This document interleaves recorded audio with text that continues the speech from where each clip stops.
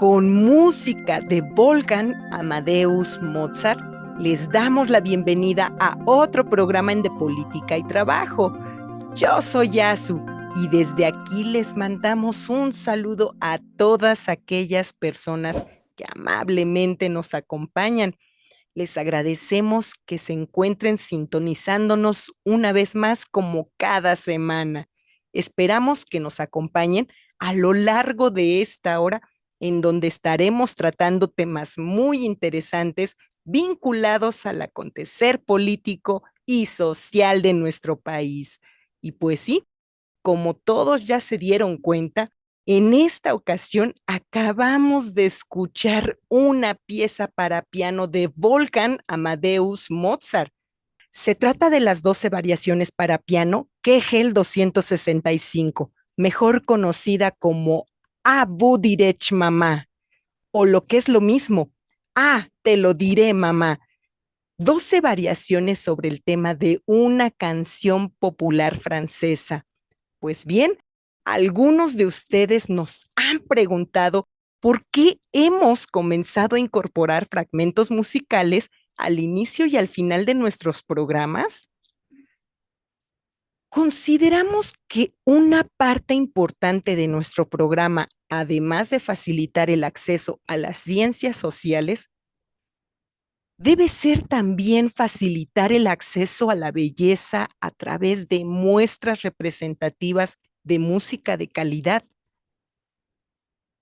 En una sociedad capitalista como la nuestra, no solo se mantiene presente la apropiación de la riqueza por parte de las clases sociales dominantes, nada de eso. También existe una apropiación del saber y una apropiación de la belleza. A la clase trabajadora se le ha inculcado la falsa idea de que la belleza o la apreciación de la belleza le debe ser ajena. Es por ello que decidimos romper con esa lógica y presentar, aunque sea brevemente, algunos fragmentos de estas obras musicales. No permitir la apropiación de la belleza por parte de unos cuantos es parte también de una responsabilidad ética y política colectiva. A quienes nos sintonizan por primera vez, les platicamos que nosotros somos un canal de formación política, integrado por profesionales de las ciencias sociales y de las humanidades. Somos un canal independiente que se sostiene con sus propios recursos y que no pertenecemos a ningún partido político o institución.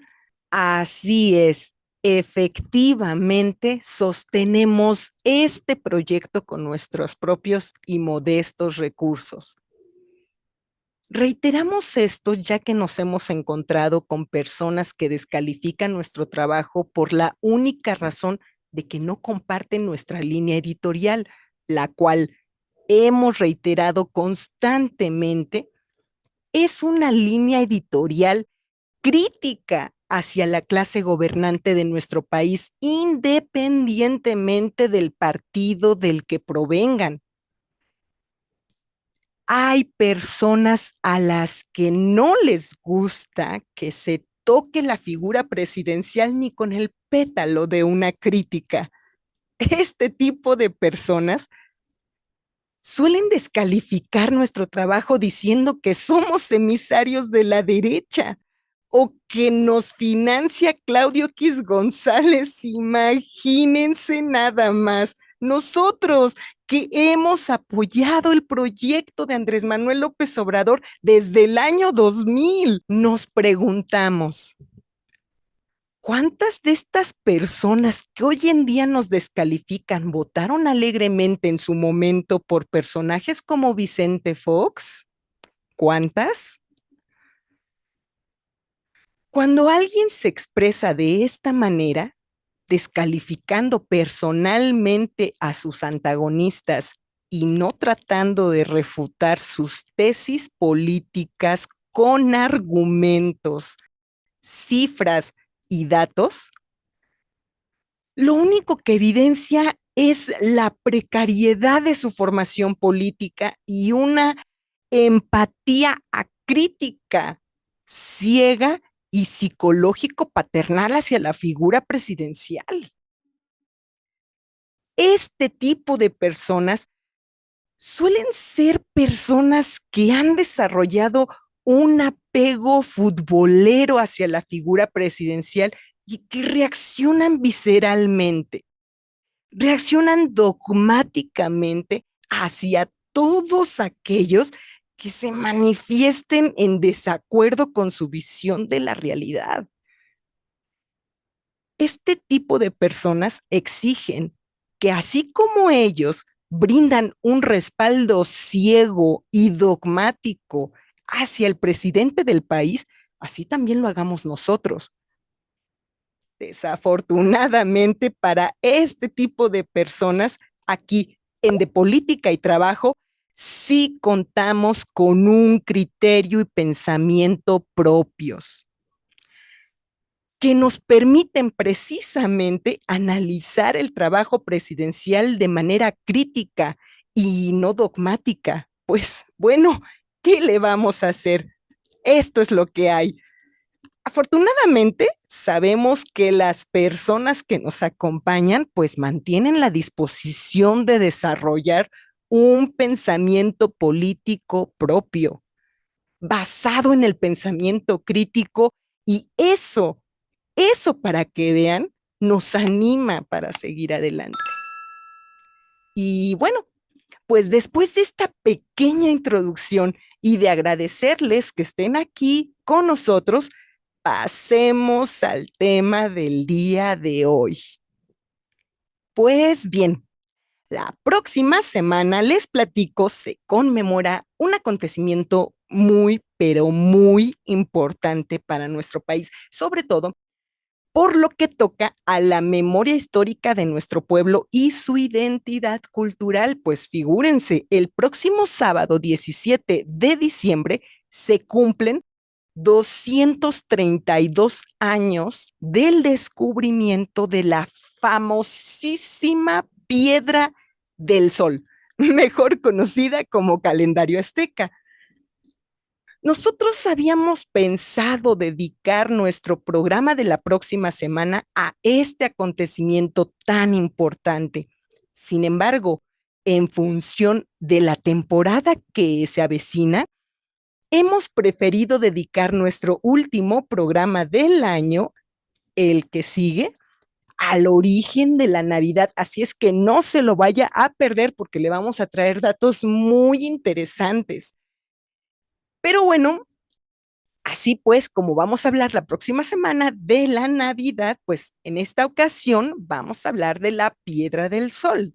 Así es, efectivamente, han pasado más de 2 siglos desde que este monolito tan peculiar fuese descubierto de manera fortuita allá por el año de 1790.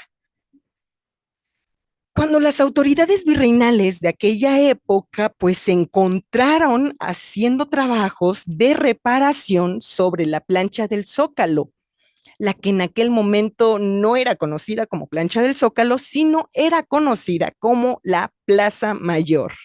Aunque se desconoce con precisión la fecha de su creación, así como el nombre del artista o los artistas que la labraron, se piensa que la construcción de la Piedra del Sol o Tonalmaxiotl fue ordenada por el emperador Ajayacatl en 1479 y que en su traslado y extracción de las canteras de Coyoacán participaron cerca de 50,000 hombres.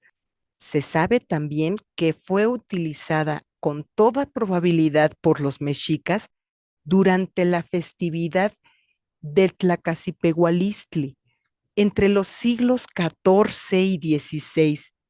Se dice también que la posición de esta piedra basáltica de más de 3,5 metros de diámetro y un peso de más de 25 toneladas originalmente era horizontal y no vertical, al ser esta utilizada como plataforma de combate entre los guerreros durante la festividad anteriormente mencionada. Nos referimos a la festividad del Tlacacipehualistli. Al tener conocimiento del carácter sacrificial de esta piedra, ya que sobre esta se desollaban a los guerreros vencidos, las autoridades virreinales encabezadas por el arzobispo Alonso de Montúfar ordenaron rápidamente su destrucción. Pero debido a las dimensiones y peso de la misma, las autoridades eclesiales optaron simplemente por enterrarla bajo las estelas de la Plaza Mayor, a unos cuantos metros al poniente de lo que hoy en día es Palacio Nacional.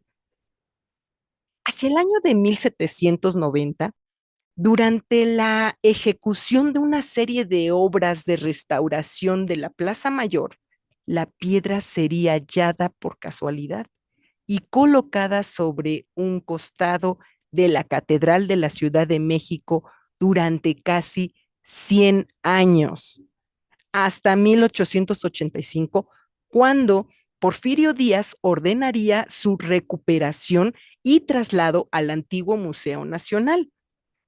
Ahora bien, para el año de 1964, la Piedra del Sol pues sería trasladada al recientemente inaugurado Museo Nacional de Antropología e Historia, en donde encontraría su lugar definitivo en la Sala Mexica, hasta donde permanece hoy en día. Esta es, en síntesis, una brevísima, pero brevísima historia del recorrido de la Piedra del Sol desde su creación hace más de 500 años. Pero antes de continuar, acompáñenme a saludar a mi compañero, amigo y colega, conductor también de este programa, el profesor, antropólogo y arquitecto Rubén Darío Arechiga. Vamos, acompáñenme. Hola, profe. ¿Cómo se encuentra, profe, el día de hoy? ¿Qué nos platica? Hola, hola, Azu. Pues con altibajos, ¿no? Pero hay cosas interesantes finalmente que están pasando. Eh, y hay que subrayar eso más allá, pues, de otras cosas que nos resultan pesadas, ¿no? Que nos hacen sentir, híjole, muy mal, ¿no? Pero entonces, en esa lógica, pues sí, lo que vale la pena es incluso pensar, no lo hemos resuelto todavía, cómo bautizaríamos a esta sección, sí. Eh, Temporalmente yo digo que noticiero republicano, pero eso lo platicaremos y lo concretaremos un poco más adelante, ¿no? Pero se trata finalmente de comentar algunas noticias, las que nos parecen más importantes. Bueno, y entonces, pues, iniciamos, vamos a comentar algunas noticias. Bueno, y ni modo, así es el mundo, no necesariamente así es la vida. Y empezamos con malas noticias. Antes que nada, hay que protestar por lo sucedido en Perú. Es gravísimo lo que sucedió. De hecho, el presidente no tiene ni un año al frente de Perú y desde el principio hicieron campañas espantosas en contra de él y lo querían destituir y lo lograron destituir incluso por algunos errores que yo creo que cometió él, pero bueno, en fin. Pero en Argentina no cantan mal las rancheras, ¿no? Ya también quieren meter a la cárcel a la vicepresidenta por la presencia política que tiene en la perspectiva de unas elecciones futuras, ¿no? Ahí lo grave que tiene que ver con esta segunda oleada de América Latina es a propósito de que gana la presidencia, pero los jueces están del otro lado y los poderes legislativos también, ¿no? Y entonces así, pues, pues están jodidos, ¿sí? Y ahí habría que puntualizar que también en esto es responsabilidad de las izquierdas. No hemos sido capaces para construir un consenso suficiente social pues, para poder modificar las constituciones, pero bueno, en fin. Y excepción de Colombia, donde el año pasado llegó un gobierno de izquierda al poder ejecutivo y legislativo, eh, los triunfos presidenciales en otros países de América hispana están en entredicho, ¿no? con esta lógica de los golpes de Estado blandos. Pero bueno, pasemos a las buenas noticias, ¿no? Del mundo del trabajo, por cierto, a propósito de nuestro canal, ¿no? El día de ayer aparecieron en las noticias que se inició una huelga en el New York Times. Días antes apareció un artículo interesante donde hablaban de que había una ola de rebelión y activismo y que traía vida al movimiento laboral. Esto pasó el martes 6 de diciembre. Las huelgas tienen que ver con ferrocarrileros, sobrecargos, enfermeras y académicos, y se organizan muy, muy bien, ¿eh? Por cierto, se dice que en el año ya van 630 acciones laborales más o menos de este orden, ¿no? Donde se van a la huelga sobre la base de organizarse sindicalmente. Y también afirman las noticias que desde los años 40 no había sucedido algo tan extraordinario. Y fíjense ustedes, ¿no? Resulta que Inglaterra, Estados Unidos, empieza a ser espacio de efervescencia de los sindicalizados, no de los que producen la riqueza necesariamente, porque por cierto resulta que son trabajadores de servicios, los que ahora comenté, ¿no? Y el acelere de muchos de los sindicalizados en Estados Unidos tiene que ver con una formulación de Biden, ¿no? Cuando andaba haciendo campaña y recién empezaba a gobernar, etcétera, etcétera. Este señor dijo lo siguiente: Wall Street no construyó este país, la clase media construyó este país y los sindicatos construyeron la clase media. Bueno, resulta que desapareció de un plumazo Biden a la clase obrera y los convirtió en clase media, cosa que no es cierta, pero en todo caso lo que es cierto es de que es una aristocracia obrera que ahora está peleando por los derechos ya ganados anteriormente. Y bueno, la pregunta que no sobra hacerse tiene que ver con que son sindicalizados de actividades no productivas, de servicios, ¿no? Y bueno, es que Estados Unidos ya no produce casi nada porque la fábrica del mundo es China, ¿no? Entonces, bueno, eso me parece que es una noticia extraordinaria que puede tener efectos multiplicadores, el sindicalismo, pues, del mundo prácticamente. Y luego la lógica, pues, de que parte de los huelguistas tienen que ver con los académicos, me parece que también hay una nota interesante a propósito de que en nuestro país resulta que Jenny Pérez se convirtió en la secretaria general de la CENTE en la sección 22 de Oaxaca. Recordemos que la CENTE es muy irregular, muy contradictoria, tiene espacios ahí hasta provocadores a veces, etcétera, pero particularmente la sección 22 es excepcional. Simplemente habría que comentar lo que hicieron junto a la APO en el 2006 en Oaxaca, ¿no? Y bueno, Oaxaca tiene una experiencia interesantísima con respecto hasta los funcionarios públicos, donde no cobran salarios en las comunidades indígenas los funcionarios públicos. En fin, este es un elemento interesante que puede favorecer el crecimiento del sindicalismo democrático y de izquierda en este país. Y recomiendo un trabajo de Luis Hernández Navarro, que habla sobre esto, y de Magdalena Gómez, que salió en los últimos días, ¿no? Luego, más sobre trabajadores. El martes pasado, AMLO se refirió a que las trabajadoras del hogar estaban más politizadas que sus patrones, que calladas observaban todo, incluyendo el comportamiento de ellos.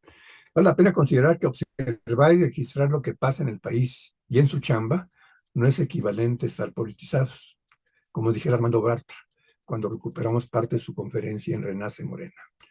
Se requiere articular conciencia con organización para movilizarse con respecto a un proyecto como el de la Cuarta Transformación. AMLO ha cumplido con su agenda de la mañanera informando. Morena es la que desde hace 4 años debió organizar y movilizar para lograr la agenda de la Cuarta Transformación. No lo hizo. Y por ello AMLO organizó y movilizó hace 2 domingos a más de 1 millón de los obradorcistas y recordándole a Morena, nunca es tarde, para que inicie la organización del 73% de ciudadanos que apoyan a AMLO para las elecciones futuras. Luego, otro comentario que tiene que ver con una nota pues, del propio presidente cuando reconoció que fue un error invitar a Lili Telles y Germán Martínez a la Cuarta Transformación. Pregunto yo, en la lista de errores, ¿no fue un error incorporar a la familia alcalde Luján a la Cuarta Transformación? Finalizando esta intervención, recurrentemente en la jornada aparece un recuadro de Nacional Financiera. La última vez registrado por mi persona fue el jueves 8 del mes en curso, en el que aparece la foto de una de las 3 corcholatas. Pregunto, adivinen a quién se parece. ¿Será campaña emboscado de una corcholata o es pura casualidad? Opinen ustedes. Ahí termino mi intervención. Gracias. Bueno, ahora toca, por la organización del programa, el pasar a lo que tiene que ver con la cápsula. Y claro, el tema que hemos escogido tiene que ver con la piedra del Sol. Y entonces, pues, corre video, Azu.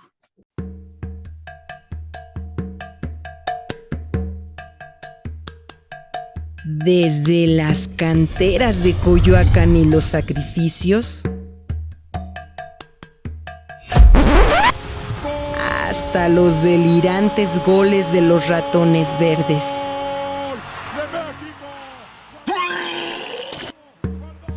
¿Por qué la piedra del Sol resulta tan importante para la comprensión de nuestro pasado indígena?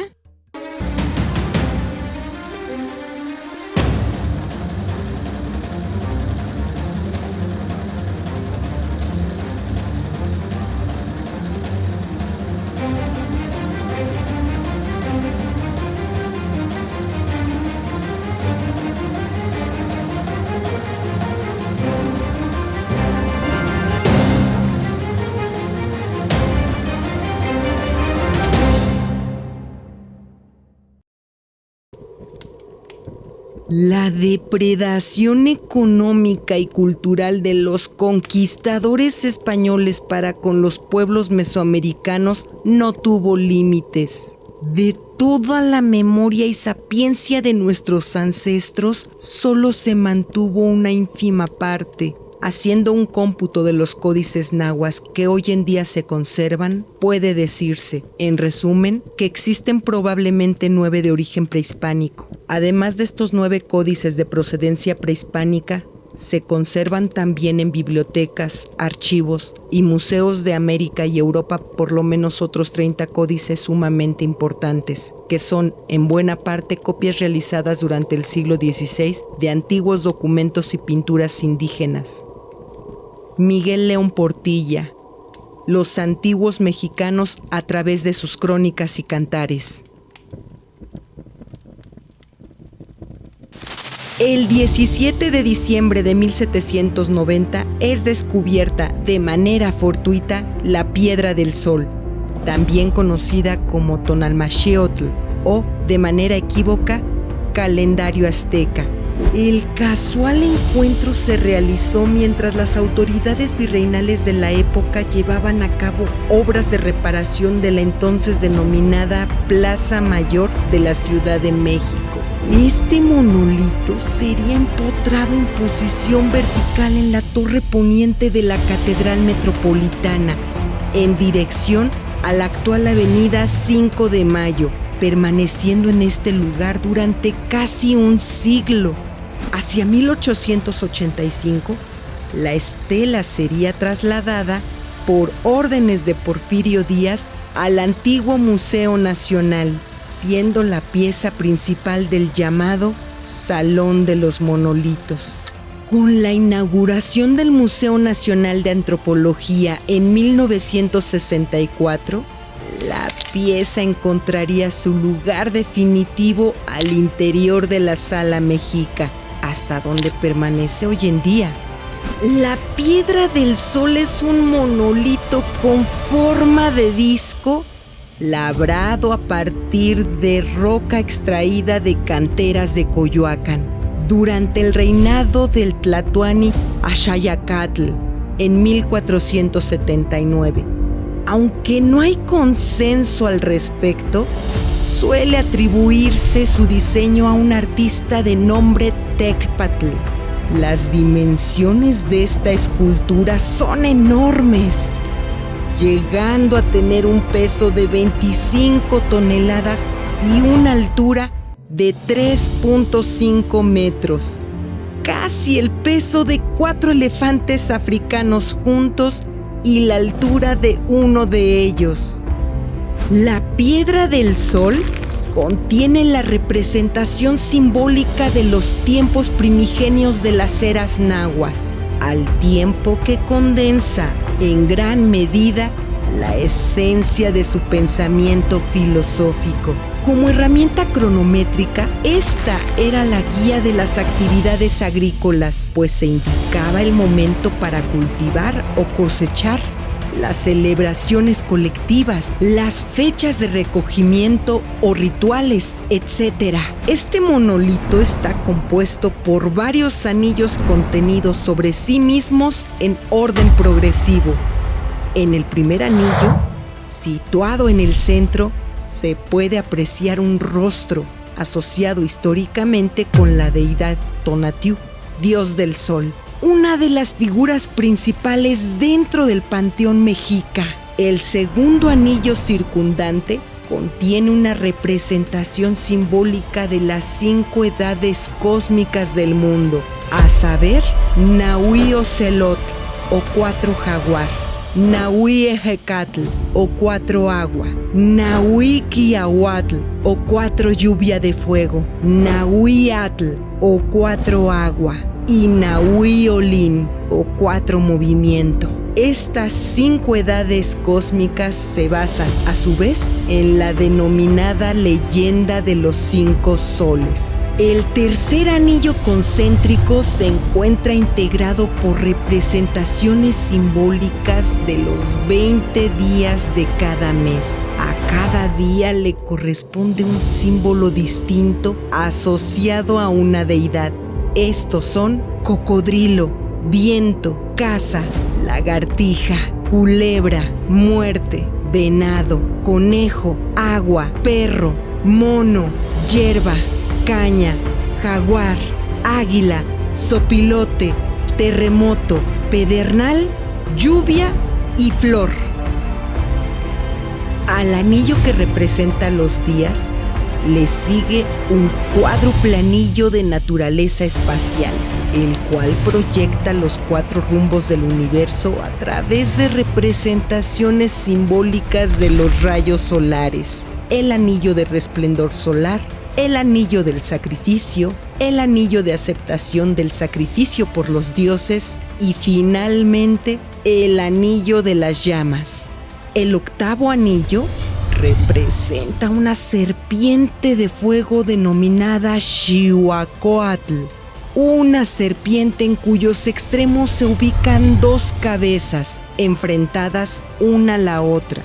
De las fauces de cada una de las cabezas de las serpientes emergen Ometeotl y Ometecihuatl, el señor 2 y la señora 2. Estas 2 figuras representan el ordenamiento racional del mundo mesoamericano, basado en la contraposición de términos antagónicos, pero en perfecto equilibrio y complemento. El último anillo de la piedra del sol representa los límites del mundo conocido a través de motivos que simbolizan el firmamento de las estrellas y la esfera celeste del día.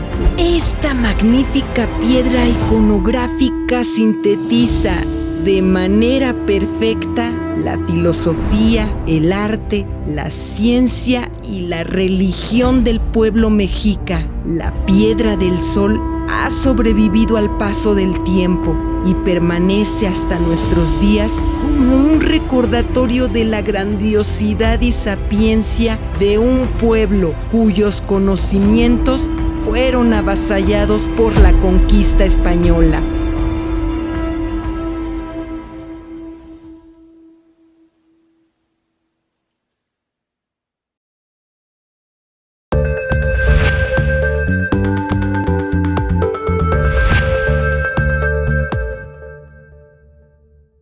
Tal y como lo mencionábamos en la cápsula, la depredación cultural, artística, científica y sapiencial de los pueblos mesoamericanos llevada a cabo por los conquistadores españoles, pues resulta ser un acto de dimensiones inauditas en la historia de la humanidad. Fíjense, según Miguel León Portilla, Uno de los más grandes estudiosos y eruditos en la historia de los pueblos mesoamericanos, los conquistadores españoles solamente dejaron intactos alrededor de 9 códices de origen indígena. Sí, solamente 9 códices con posterioridad a la conquista. De igual forma, sobrevivieron hasta nuestros días alrededor de 30 o 40 copias de códices llevadas a cabo por los frailes españoles, los cuales diluyeron, obviamente, hasta cierto punto, el sentido original de los mismos.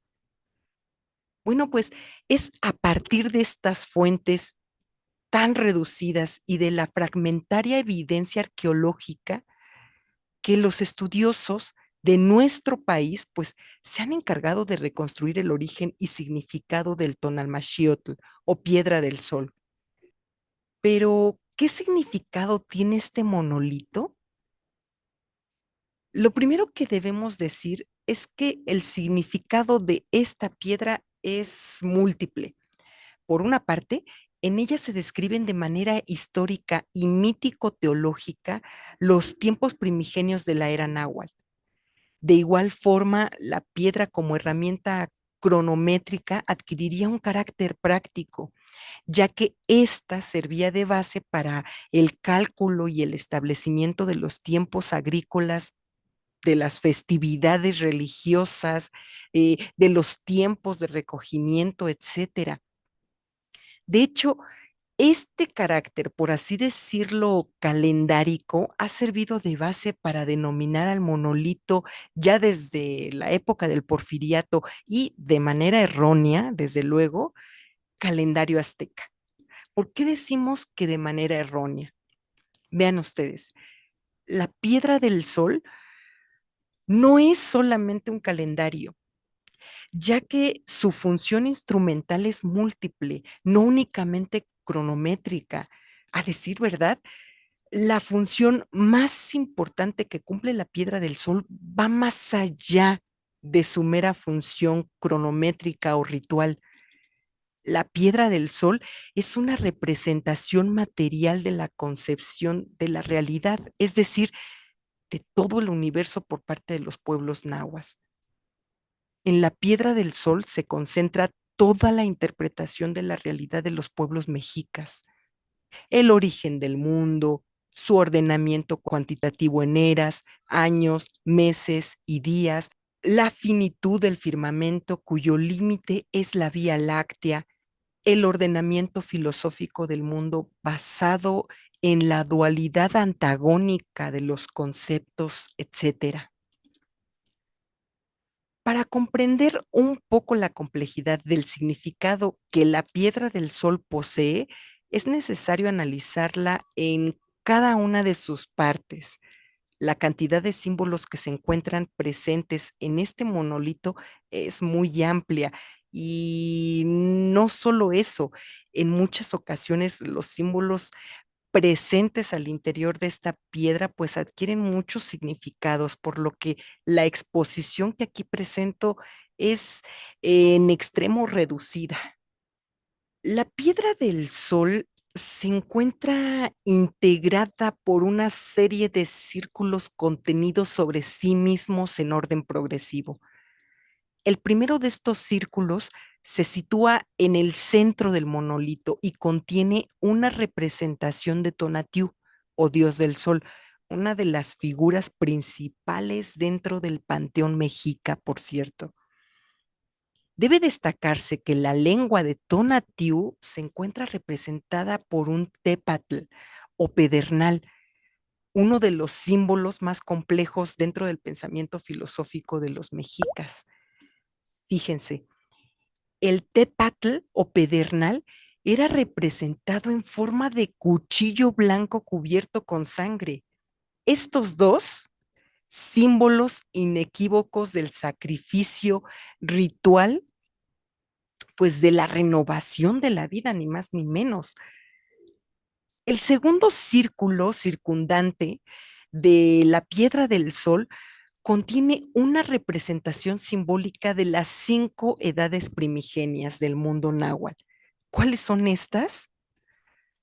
Bueno, tal y como lo vimos en la cápsula, la primera de ellas recibió el nombre de Nahui Ocelot o Cuatro Jaguar. La segunda era fue denominada Nahui Ejecatl o Cuatro Viento. La tercera era fue denominada Nahui Quiahuatl o Cuatro Lluvia. La cuarta edad recibió el nombre de Nahuiatl o Cuatro Agua.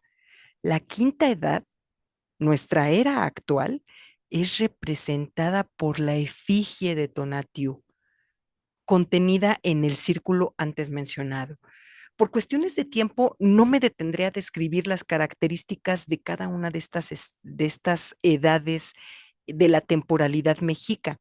Lo que sí les puedo recomendar a aquellas personas que estén interesadas en este tema es que consulten los códices denominados Anales de Cuautitlán y la llamada Leyetula de los Satis o Leyenda de los Soles.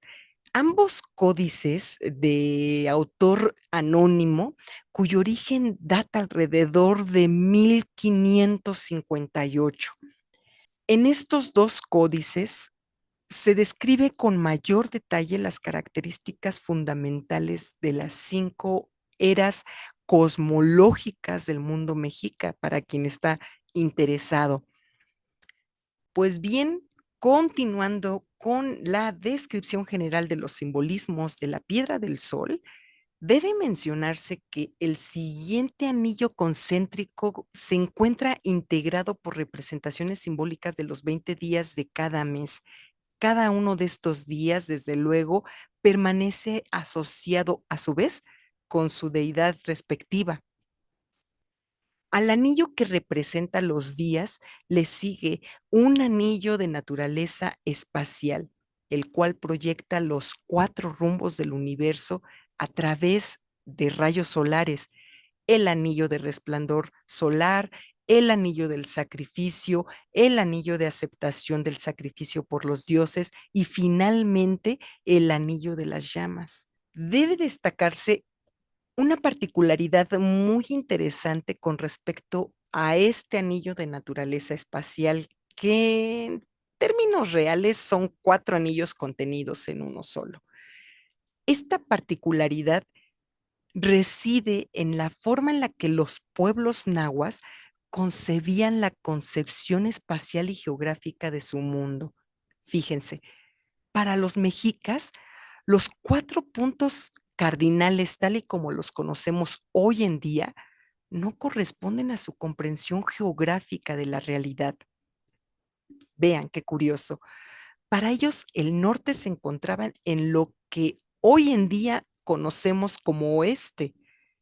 Para ellos, el sur se ubicaba en lo que nosotros conocemos como oriente, el este en el norte y el oeste en nuestro sur. Para comprender esta aparente disociación geográfica al interior del mundo náhuatl, no debe olvidarse que la representación espacial y temporal de su mundo, representada en la piedra del sol, se mantenía acorde con su propio relato mítico teológico con respecto al origen del universo. El siguiente anillo de la piedra del sol representa a la serpiente de fuego Oxihuacoatl, una serpiente en cuyos extremos se ubican 2 cabezas enfrentadas una con la otra.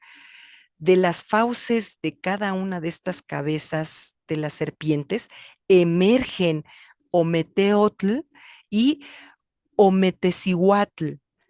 Estas 2 figuras, masculina una y femenina la otra, constituyen una de las nociones filosóficas más profundas e importantes al interior de los pueblos nahuas. Pero cabe destacar no solo al interior de los pueblos nahuas, sino en general de casi todos los pueblos mesoamericanos. Ometeotl y Ometecihuatl, literalmente el señor dos y la señora dos, representan el ordenamiento racional del mundo basado en la contraposición de términos antagónicos, pero en perfecto equilibrio y complemento. Es gracias a Ometeotl y a Ometecihuatl que el mundo se encuentra integrado por conceptos opuestos y complementarios. El día y la noche, el frío y el calor, la vida y la muerte, el hambre y la saciedad, lo alto y lo bajo, etcétera.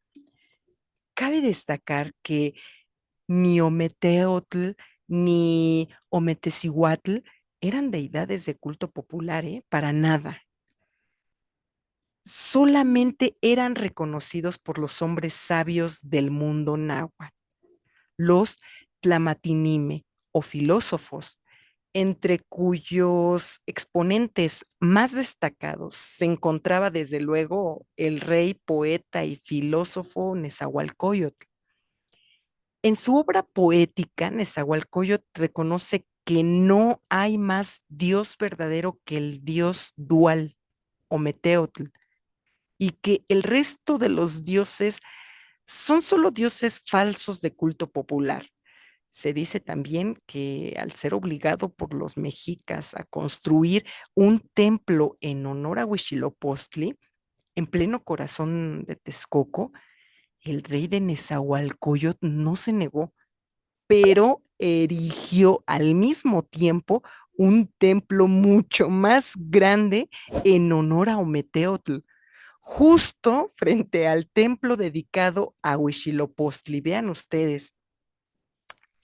Bueno, el último anillo de la piedra del sol representa, representa los límites del mundo conocido a través de motivos que simbolizan el firmamento de las estrellas y del día. Tradicionalmente, esta representación simbólica ha sido asociada geográficamente con la Vía Láctea, la cual puede ser vista con claridad en cualquier noche bajo condiciones adecuadas, cabe decir. Pues bien, esta es a grosso modo una descripción muy general del contenido simbólico de la piedra del sol, pues podríamos dedicar varios programas a analizar con detalle cada uno de los elementos filosóficos, astronómicos, cronométricos, míticos, estéticos, etcétera, de este monolito tan importante. Pero en vez de ello, le cedo los micrófonos a profe Rubén para que él nos hable un poco más de algunos otros aspectos simbólicos contenidos, no solo en este monolito tan importante, sino en general en la cosmovisión y religión de los pueblos mesoamericanos. Sobre todo esto, profe Rubén, ¿qué nos puede decir al respecto? Miren, resulta que hace un año en la revista de Renace, que se llamaba Notas sobre el Trabajo Sindical, abordamos en un apartado una investigación, reflexión que hizo ASU sobre la piedra del sol. Pues ahora nos parece que estuvo bien lo que se hizo, pero recuperamos el tema, lo ampliamos y observamos la sobrevivencia de rasgos religiosos sincréticos de aquellos tiempos y de la actualidad, que hacen del catolicismo, por su largo historial en nuestro territorio, una religiosidad en la que su jerarquía ha sido y es cómplice de los poderes económicos y políticos desde la conquista militar y la conquista espiritual de la monarquía española. Ante lo dicho, inicio mi reflexión a propósito de que cuando se habla del politeísmo en el mundo judeocristiano, eh, supone una crítica explícita a esas religiosidades, las reconocidas por ellos como tales, las más de las cuales no eran católicos, al afirmar que no hay más que un Dios, el que venera el pueblo escogido, es decir, los israelíes.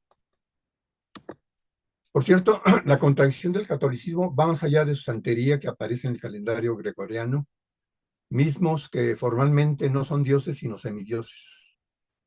Lo del Dios único se viene para abajo entonces.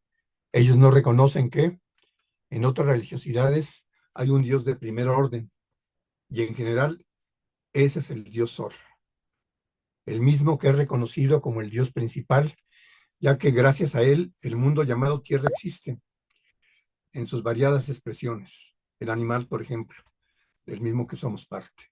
El mineral, del cual nos ha servido para vivir. El vegetal, del mismo que nos alimentamos y curamos. Y el agua, sin el que la vida en sus diferentes órdenes no existiría. Ese Dios, compartido en diferentes momentos, en distintos territorios, figurado con diferentes imágenes humanas, es el mismo aquí, allá y en todos lados. Y como dice la Biblia, esa imagen y semejanza de nosotros. Por lo que, si es representado de manera diferente en cada religiosidad que es venerado, su figura es humana. Y como nadie lo conocemos físicamente, la interpretación de su físico corresponde a una imagen construida socialmente, no de su capacidad para crear nuestro mundo, según los pueblos creyentes de esa deidad. Por lo que, pues tal parece que tiene solidez la creencia del Dios Sol, ante el reconocimiento de la función que ha tenido en nuestro planeta. A diferencia de lo comentado, el catolicismo tiene un origen más mundano, ya que su crecimiento se dio con la idea de imponer un Dios por consideraciones político-religiosas, cuando el Imperio Romano se apropió del catolicismo y destruyó el carácter contrario al imperio desarrollado por Jesús y sus seguidores. No hay que olvidar que el tema de esta semana tiene que ver con el dios Sol, venerado por los aztecas, y que con todo y que es el mismo Dios compartido en otros lugares, el sentido que le dan los aztecas lo hace ser parte de la religión política mexica. No hay duda, la religiosidad azteca, conglomerado de religiosidades derivados de esas tribus, es decir, desde ahí ya se daba el sincretismo religioso. Y luego, este fenómeno creció con los pueblos que sometió a la Triple Alianza. A diferencia del imperio que convirtió en religión imperial el cristianismo católico, aunque no lo logró, como lo comentaremos más adelante, los aztecas incluyeron parte de las religiosidades de Mesoamérica en su religiosidad. Por lo mismo, es importante recuperar del sabio alemán Carlos Marx, entre comillas, que los españoles mismos reconocen una liga o una unión de tribus, se cierra, entre los aztecas, claro, ¿no? Y luego pregunta, ¿cómo pudieron fabricar una monarquía azteca estos bárbaros? Yo diré, si fuera monarquía azteca, hubiera impuesto un sistema autoritario que incluyera la religión de ellos, en fin. Por cierto, lo que comentaste sobre la piedra del sol da cuenta de la historia náhuatl y de su concepción del mundo. Además fue guía de actividades agrícolas, marcó las fechas de celebraciones ritualistas. Y en el centro de la misma aparece como figura central Tonatiuh, el dios sol. Ese dios socorrido por múltiples culturas y que, reconocido o no en la actualidad, la ciencia existente achaca a la existencia de vida en este planeta al sistema solar. No se nos puede olvidar que la conquista de la monarquía española fue hecha con violencia extrema en su expresión militar y también en la llamada conquista espiritual para acabar con la idolatría politeísta, de la cual ellos compartían desde antes, luego y después. Como lo muestran múltiples hechos. Solo pongo un ejemplo. El 30 de noviembre de 1539, la Inquisición cobró su primera víctima en la ya llamada Nueva España. El primer obispo inquisidor apostólico, Juan Zumárraga, manda quemar vivo al señor principal de Texcoco, bautizado como Carlos, posible nieto de Nezahualcóyotl, acusándolo de seguir realizando sacrificio a sus dioses. Recordemos que ese inquisidor es el mismito que en combinación con Juan Diego sustituyeron a Tonantzin con la Virgen Morena.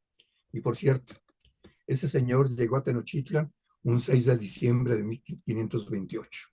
Que no se nos olvide, estamos muy cercanos a esa fecha. Recordemos que Tonatiuh, el dios del sol, fue uno de los principales dioses aztecas y que es posible que el señor de Texcoco no le quedó de otra más que aceptar el bautizo católico públicamente, pero en su privacidad religiosa mantuvo los hábitos correspondientes a la concepción del mundo imperante en el mundo mesoamericano, entre ellos la adoración al dios Sol. Esos hábitos y costumbres atropellados por la conquista española obligaron a dobletear a muchos, reconociendo públicamente la religión obligada y en su privacidad manteniendo la religión que era derivada de una concepción del mundo y de la vida distinta. Ese comportamiento, obvio, fue mal visto por los españoles y fue recuperado ese término del Imperio Romano por la monarquía española, pagano. Vamos a estudiar un poco eso de pagano. Se remonta al siglo IV de la era cristiana, cuando el Imperio Romano se apropió del cristianismo, ante el crecimiento de seguidores del mismo, ante el riesgo de convertirse en un verdadero peligro para el imperio. Le arrebató parte del discurso, limando asperezas o desapareciendo las que iban en contra del Imperio Romano. Esa nueva versión fue la base para convertir el cristianismo católico en religión de Estado, desnaturalizando lo de una religión política que pretendió organizar a todos aquellos oprimidos por el Imperio Romano, entre los cuales estuvieron los israelíes. Según Karl Kautsky, de origen marxista, en el siglo XIX, y muchos otros estudiosos, y hasta la fecha, han mostrado el carácter de religión política del cristianismo.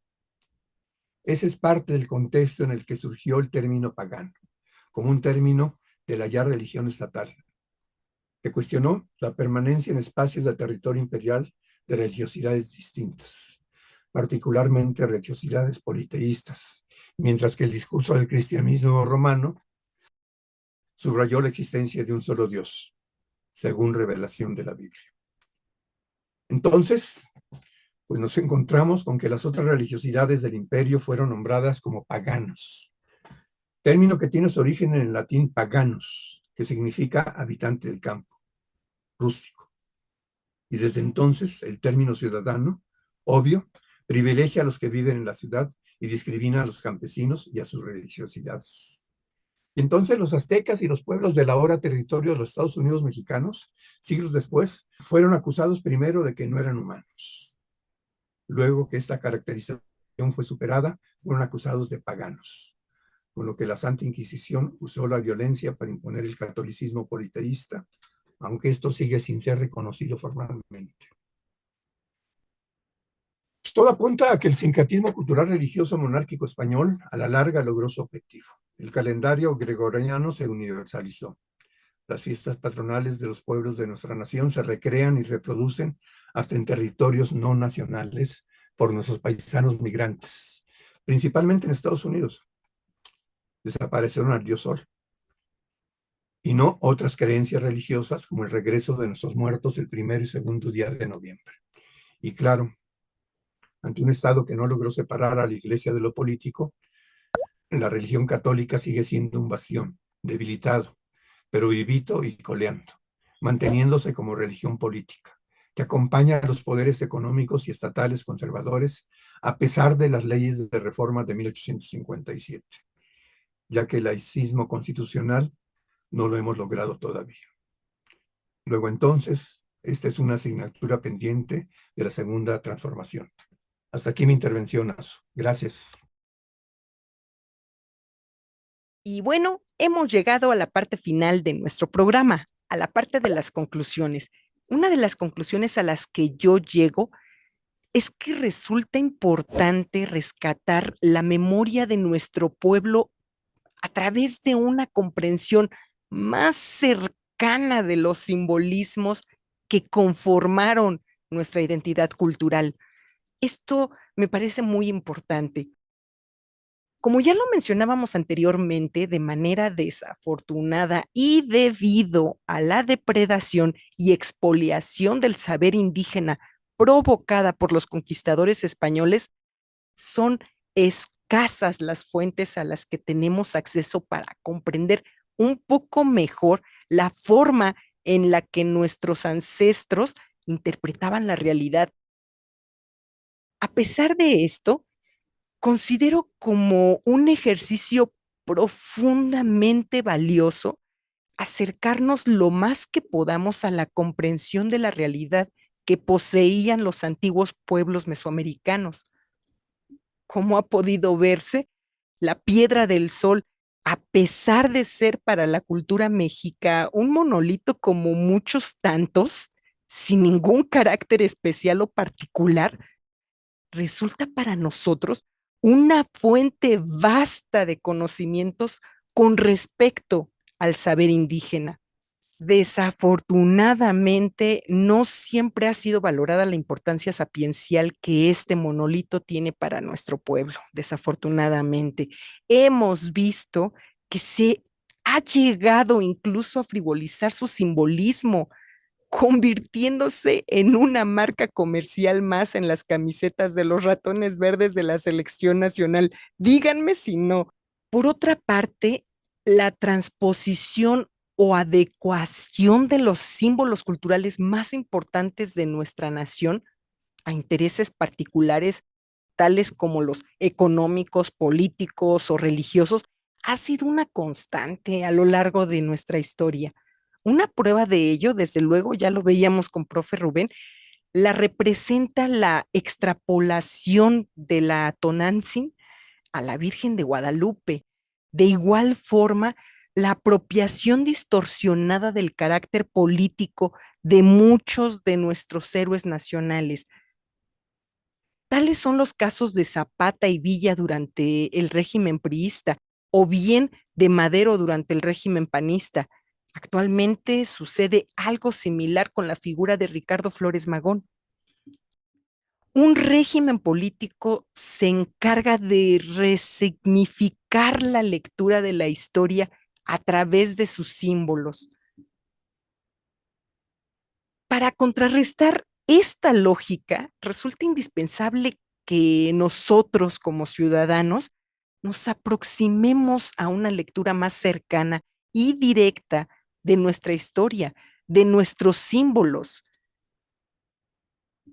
El haber dedicado el programa La Piedra del Sol, pues forma parte de este esfuerzo. Pero bueno, esas son algunas de las conclusiones y algunas de las reflexiones que yo hago al respecto. Profe Rubén, usted díganos, ¿cuáles son las conclusiones que tiene acerca de este tema tan importante? Pues, mira, eh, ya en un programa anterior nos referimos a la permanencia del poder católico, desde 1521 y hasta la fecha, ¿no? Con altibajos, claro, ¿no? Pero gozando sus jerarcas de un modo de vida de privilegios extremos. Claro, claro, favorecidos con los más de los gobernantes, al ser cómplices callados o abiertamente justificadores de barbaridades gubernamentales, como los asesinatos de los de octubre. Bueno, pues ni modo, tiene que ver un poco con mi experiencia. 10 de junio del 71, Ayotzinapa en 2014, y muchos otros asesinatos de Estado. Eh, y bueno, el estar callados o el abiertamente justificar estas barbaridades conllevan recompensas, ¿no? Es toma y daca. Eh, Como la de que los delitos de violaciones sexuales recurrentes, a pesar de denuncias, no sean investigadas y mucho menos castigadas, ¿no? Eso sí, ya es el colmo, ¿no? No hay que rascar mucho para descubrir que la jerarquía católica es parte de las instituciones que han defendido a capa y espada el estado de cosas dominante, que cotidianamente en su actuar tratan de garantizar la conservación del sistema político, económico, social imperante. Eh, no importando que los más de los creyentes católicos no compartan ese comportamiento. Lo principal para ellos es parte de los de arriba, reproducir la pirámide de desigualdad social propia de una sociedad de clases, usando el púlpito y todos los espacios religiosos para orientar, entre comillas, sobre el quehacer político de los feligreses. Si lo logran o no, es otro cantar, ¿no? Sin embargo, cumplen con su deber con los de arriba, discursivamente. Es innegable que la mayor parte de los connacionales reconocen el catolicismo como su religión y que en eso se apoyan los conservadores. Por cierto, esa situación el reconocimiento del peso religioso del catolicismo y cristianismo en la Europa del siglo XIX, llevó a que en los escritos de Karl Marx recuperara de la Biblia consideraciones hechas por los escritores de la misma, como procedimiento político para acercarse al mundo de los creyentes del catolicismo y protestantismo. Y fue Enrique Dussel, comprometido filósofo de la Cuarta Transformación, quien descubrió esa estrategia de Marx. AMLO una y otra vez ha buscado acercamiento con los feligreses del catolicismo principalmente. No sabemos si ha repetido esa historia con la jerarquía por católica, aunque en el proceso electoral de 2018 estableció alianza electoral con el PES, partido religioso. Lo que es cierto es que, dado que el Estado laico formulado en la Constitución es menos laico de lo que está escrito, y que ante andanadas de la derecha clerical, coincidentemente emparejadas con la derecha política y económica, comentadas, por cierto, por Barranco en un artículo publicado en La Jornada del pasado martes, obligan a pronunciarnos por una discusión política donde lo que piensa el clero político de distintas religiones, los partidos políticos existentes y todos aquellos que tengan una opinión sobre lo que debe ser el Estado laico en los Estados Unidos mexicanos en el 2022, podamos establecer un contrato social convertido en ley para que nunca más la impunidad de delitos hechos por religiosos sea superada y sean los religiosos castigados cuando resulten responsables de delitos, entre otras cosas. Ahora bien, no sobra puntualizar lo que dijo Barranco en su escrito. Abordó el tema del Estado laico y hace un recuento último de la intervención del alto clero católico en lo político. Dice él: el 21 de junio pasado fue la gota que derramó el vaso. El episcopado condenó el asesinato de misioneros y propuso cambiar el sistema de abrazos y no balazos. Híjole, o sea, el clero político de la alta jerarquía prefiere los balazos en lugar que los abrazos. Y los 10 mandamientos dicen que no matarás, ¿no? Pero prefieren los balazos que los madrazos y que los abrazos, pues, pues porque son cómplices finalmente de esto, ¿no? Pero luego también propone escuchar a los actores involucrados en la violencia, es decir, a los narcos, ¿no? Y es una propuesta incluso que no hay que despreciarla, ¿no? Porque bueno, pues es un poder fuertísimo el de los narcos, y en Colombia en muchos lados están negociando, en Estados Unidos mismo, no solamente negocian, sino organizan cosas en Estados Unidos junto con los narcos, ¿no? Pero bueno, en fin, ¿no? Y luego, pues cuestionan, ¿no? Que ya basta de que el presidente esté culpando al pasado de todo lo que sucede en el presente, ¿no? En fin. El presidente respondió luego, ¿no? Y dijo lo siguiente: los religiosos, con todo respeto, no siguen el ejemplo del Papa Francisco, porque están muy aporgallados por la oligarquía mexicana. Luego, pues, no hay que olvidar, ¿no? Después de esto que pasó en junio, estuvieron a favor de la campaña de la derecha electoral con la consigna "no toquen a Lina". Pues la conclusión es empezar a discutir qué diablos es el Estado laico, ¿no? Y poner en su lugar a esos que no representan a los católicos de este país, porque la mayoría de los católicos seguramente son parte del 73% que están apoyando el gobierno de López Obrador, ¿no? Ponerlos en su lugar, ¿no? Y claro, oír sus puntos de vista, no solo de los católicos, sino de las otras religiosidades. Y que, bueno, incluso se guarda distancia con respecto a las organizaciones religiosas, como sucede en el caso de la Secretaría del Trabajo, que tiene que ver con el FAT, que tiene que ver con la democracia cristiana y tiene un espacio importante en la Cuarta Transformación, ¿no? Yo no sé si eso es laico, ¿no? Pero eso es parte de la discusión que hay que desarrollar, y yo creo que debemos atorarle a esa discusión. En fin, estas son mis conclusiones generales. Muchas gracias por atendernos, muchas gracias, Azu. Y termino diciendo, hay algunos cuestionamientos fuertes con respecto a de que nos están financiando Claudio González y no sé quién más. Pues fíjense que no hemos necesitado de financiamiento ni siquiera de Morena. Sí, hemos hecho mejores cosas que cuando estábamos en Morena.